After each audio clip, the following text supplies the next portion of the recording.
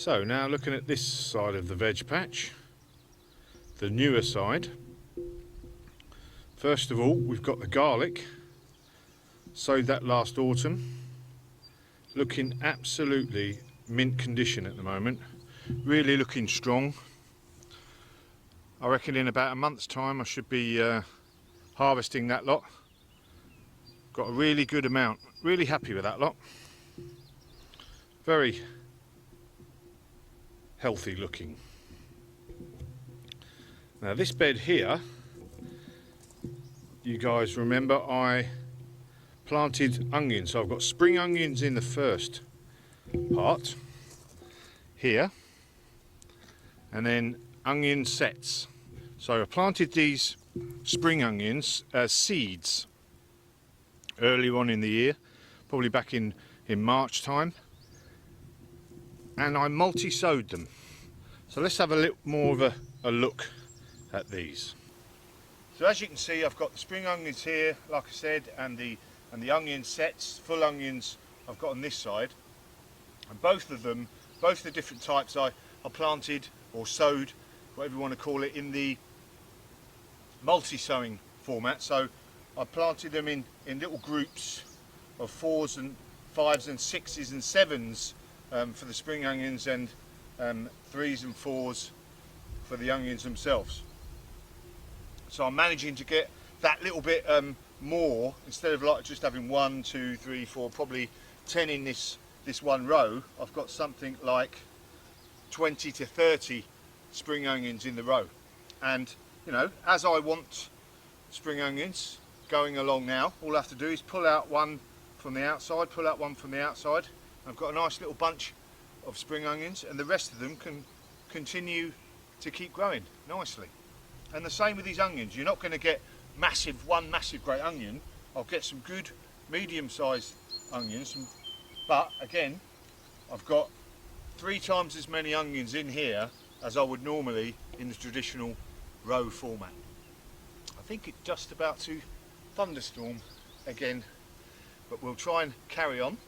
So I'm really pleased. These are growing, look, nice and strongly, lovely and green, as you can see, and probably in the next couple of weeks I'll be starting to pick out some of these spring onions, the bigger ones, and having them nicely in my food.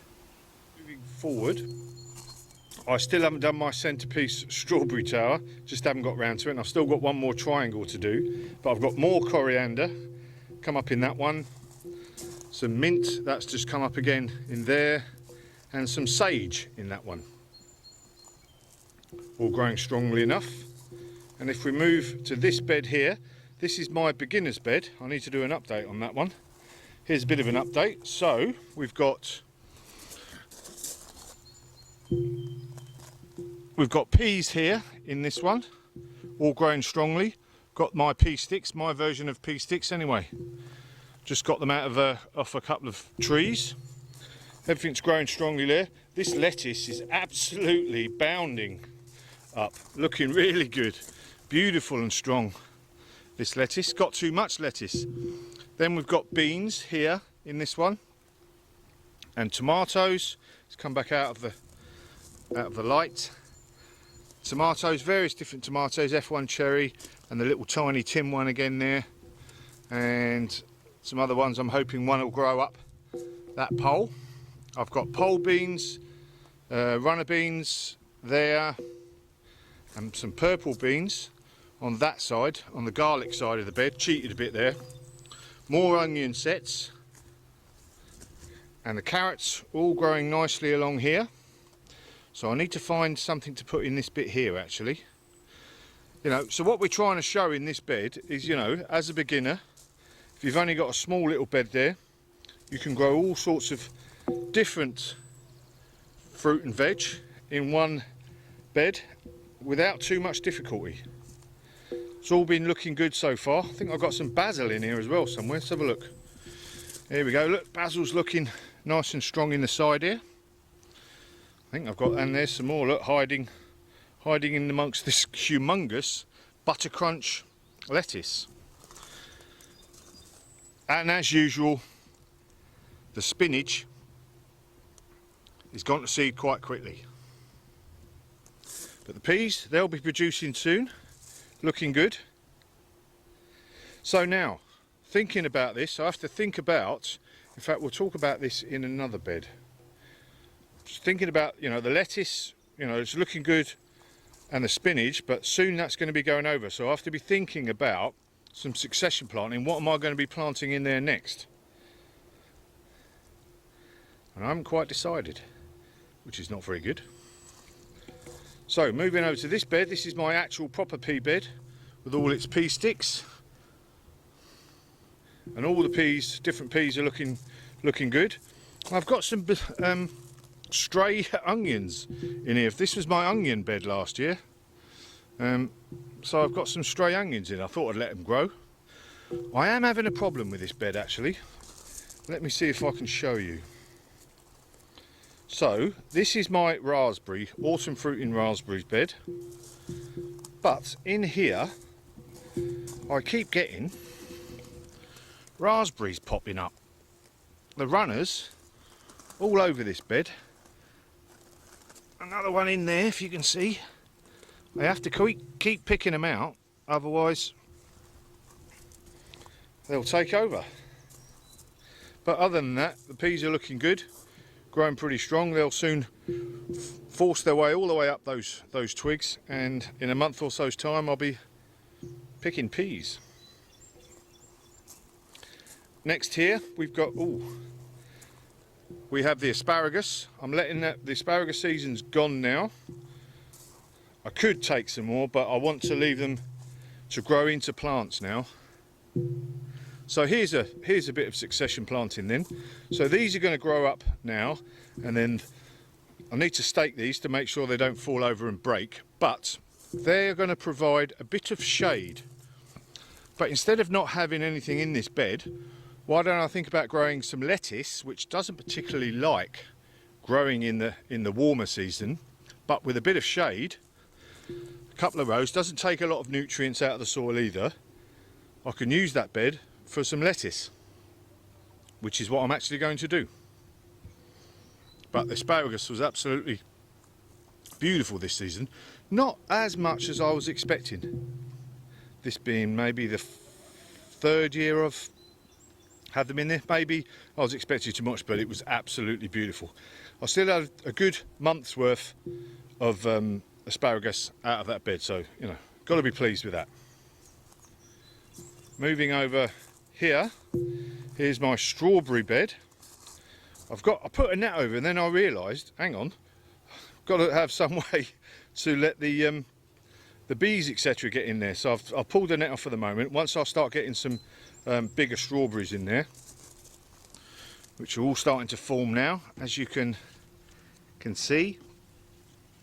Once the strawberries starting to set, then I'll get the net over properly, so that none of those pesky critters can be taking the juicy strawberries that are all forming there nicely.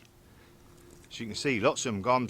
I'm looking at a bumper crop here, I think. Absolutely looking good.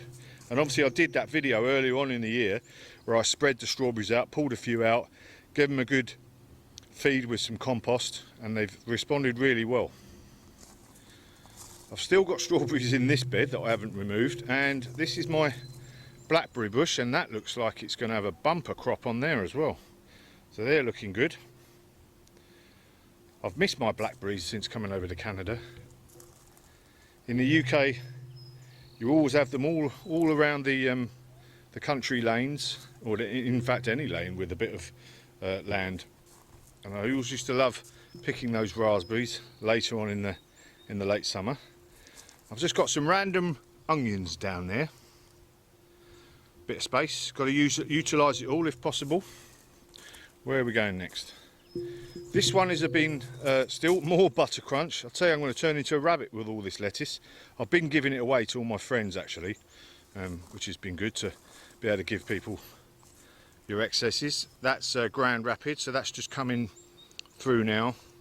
This Asian greens, I've let this go to seed because I'm going to hopefully collect some seed, and also, you know, giving something for the pollinators to come into the garden for. I might as well use that for a little bit. And then either side here, this is my main bean bed. So I've got purple beans and runner beans either side here, growing up here, and I've just got some bush beans now, more bush beans coming up along here. These tulips, this was my cut flower bed, so these tulips I'm going to cut them away soon and plant something else in between, probably some more beans actually.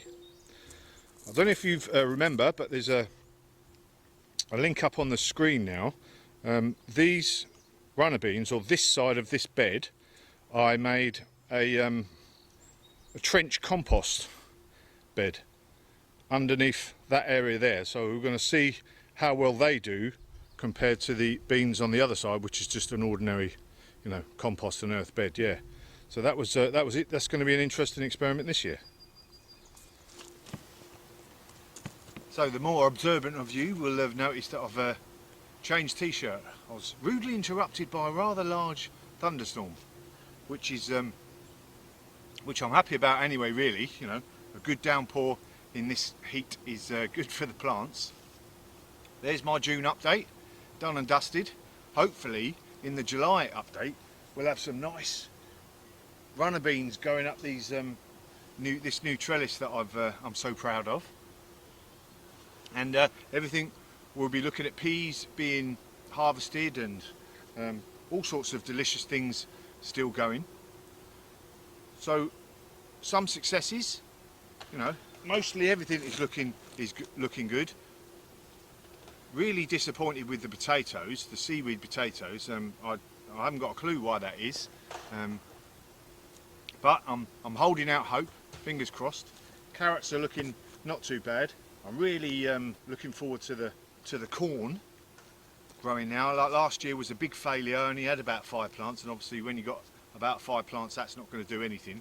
But I've got a real good grid's worth there now, and that should provide me with a good amount of enough corn plants, obviously because they're they're pollinated by wind corn, so having that big block of corn is going to help me hopefully get some delicious corn. There we go, June update. Everything's looking good. Tomatoes, feeling really optimistic for the summer ahead with all my new beds in the greenhouse and the chilies, etc. Look out for the flower gardens and my orchard.